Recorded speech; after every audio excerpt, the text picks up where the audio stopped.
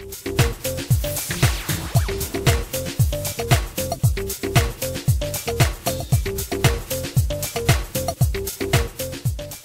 was fortunate enough, I managed to grab some time with Jerr Boschee when both of us were in Dublin fairly recently. Jerr Boschee, for me, one of the godfathers of the social enterprise movement, really, in the States particularly, but his words of wisdom has been put around in many, many places throughout the world.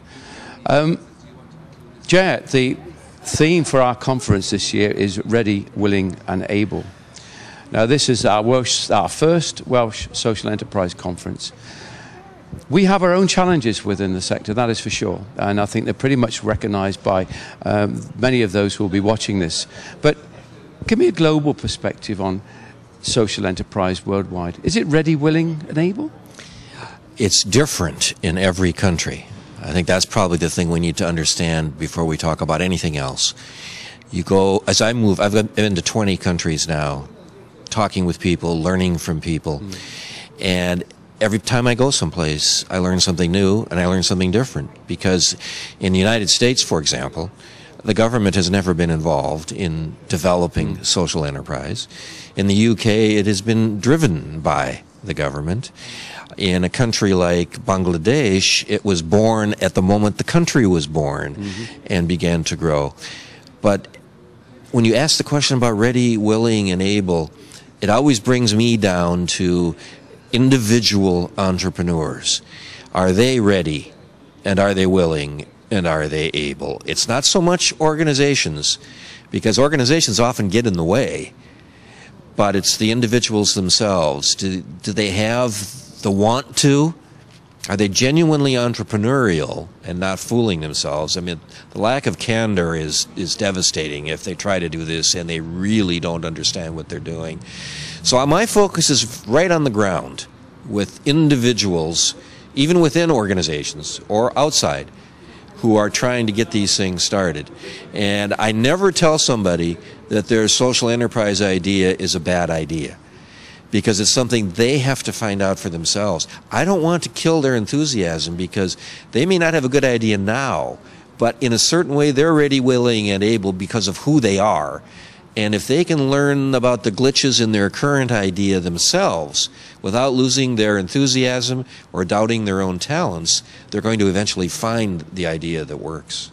That's an interesting perspective. I must admit, it's probably something that I can resonate on a personal basis as well.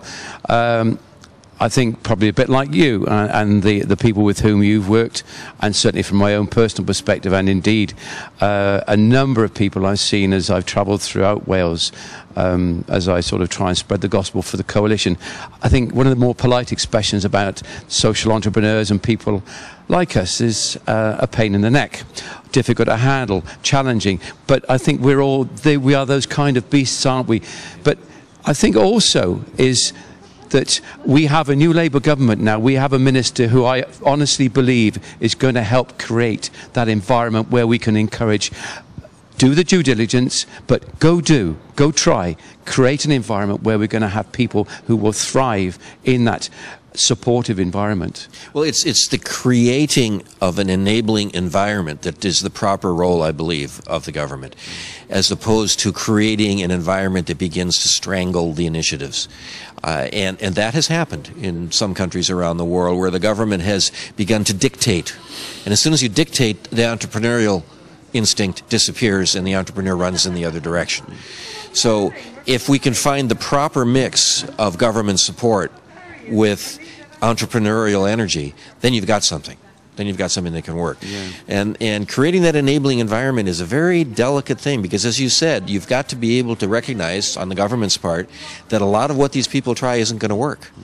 And they have to go into this, the government, knowing that a lot of the money they put here is not going to bear fruit there, but will eventually bear fruit over there. It's the long game, isn't it? It is. It's the long game.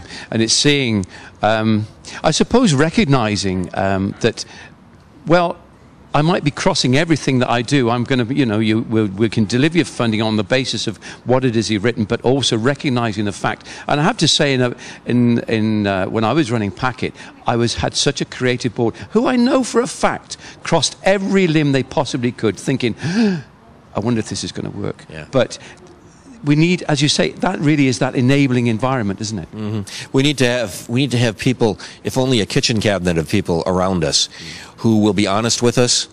That's the greatest aspect of enabling, as far as I'm concerned. Enabling in the positive sense of the word, to make sure that we're not fooling ourselves about our idea, about our market, about our team, about our potential customers, about our competition. Because as entrepreneurs, we want to believe in it. Yeah. And we need to have some people who will look us in the eye and say, no, that is not working. That's an important aspect of being able to enable an entrepreneur to succeed, is to have people who are not yes-sayers all the time. I think it comes back to, I can remember a conversation that you and I had quite a few years ago, but is also this being brave enough to say, no, it's not going to work. Yeah. And I have to say, I was going back a while ago, I went to see Dove Workshops down in Banwan in West Wales, and there's a lady there. We sort of started the conversation, and there was an instant hit there, because I thought, you're just like me. Yeah. You're just like, but she was certainly ready, willing, and more than able. And the truth of the matter is, she probably didn't even realize she was able at the time. But for me, that has been one of the most exciting experiences that I've had, running a social enterprise, and now looking throughout Wales and seeing what's going on. And there's some seriously inspirational stuff going on out there. The tragedy is that we're not good enough about telling people how good we are. Well, there is that, but there's also the fact that there are people out there who are doing it successfully, as you have said. They haven't found each other yet. It's one of the things you're bringing about in Wales. And once they start to find each other, then the stories begin to get told. And you tell 3 people but good stories, you know how it all goes. So eventually the story is going to emerge. But as we think about how this whole thing gets knitted together over time, it's again going to come back to individual success stories by these individual organizations. It's always going to come back, and whether it's a genuine entrepreneur who's ready, willing, and able, and it may cause them to fail 3 times before they find the one that works. But entrepreneurs don't get discouraged. They get disappointed, which is a different thing, of course, but they don't get discouraged. And if you've got the right person, and that person finds the right idea, magic will happen. And I always tell people not to quit until the miracle happens. I think that's a great line. It's almost a line, I suppose we could tie this up, really. But I just hope that the conference, as our conference runs on, perhaps this conversation alone is going to help get people some really good ideas. Think, well, actually, yes, I can. But also to start sharing with each other what it is we can do. And these kind of scenarios, when people said to me, I would never do that again, I've tried it 3 times, it does, is learning from other people's experiences about the pitfalls, and you just say those disappointments, but ultimately the long game. And if we can get it all together, not only in Wales, but the UK and globally, and it's a bit of a trite phrase now, but we can deliver some serious social benefits. The people who are watching this video, who have taken they've come to the conference, they've taken the time, they have the energy.